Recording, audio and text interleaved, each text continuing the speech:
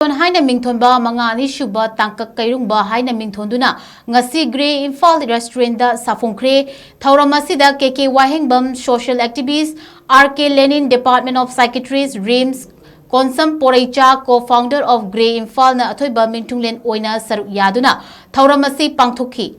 Makha tarakpada Moirangthem Manichandra Manga asigi creator su oiriba mahak na thamlakpada mamangi tangkak ama puthokpa matamga handaki tangkak Anisuba siga yamna khenai ahanbagi tangkak se loikraba matungda Anisuba tangkak asi tha mari matungda fongge tawrambani adubu public ki demand na hemanbana tha ani ahum sida loishina ba hotnabada awaba kaya thengnai haina thamlakli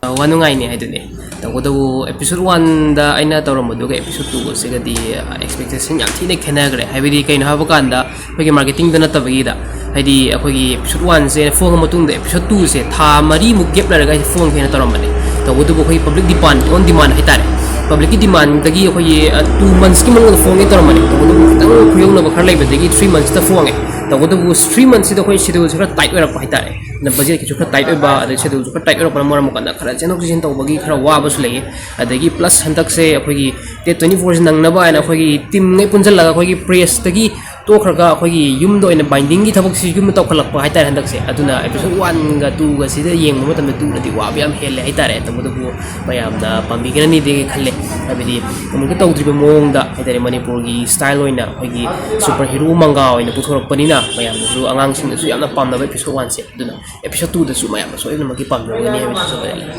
concept so ai sama kini the writer so ai sama no isagani adu comment to ge habukanda akhoi gi yek pase samain to lai mi yek pase diam lai pa ame kan dum yek pa du manga gumba akhoi comic gumba si style yel ta ga di magi akhoi gi film da ga storyboard ta ba mana storyboard kumbagi mong ni mase aduna storyboard kitang detail oi ba storyboard haitare aduna storyboard se hanjan samana face amada hanjan yel kum matam dari magi jing discipline ma sang ba haitare aduna magi matam hena sang ba hena wa ba di oi tawodabu isana pamjabu oi binina waraga su nungai ba du oi binina adum khanghaudna dum tha hum je khanghaudra hitar one je page 34 to 35 mutang chan male ada episode 2 da dikhar hengkalle aduna page 40 page la ani hatak di aduna ma'am na phangmatam jo khoi gi pricing tax mamang da yang manga je kitang khoi gi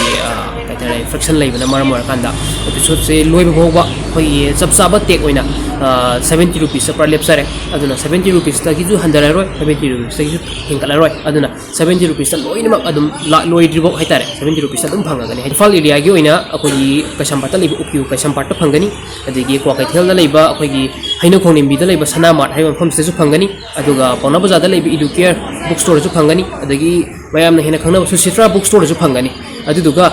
sidagi khar lapthokpada akoi lamphel lom da baby tuk tedi da su phangani adudagi mukthobal gi oina akoi ojabi joy bookstore ina masulei adu su phangani aduga kaksing di am toina hakba mayam gi oina haitare lila bookstore ga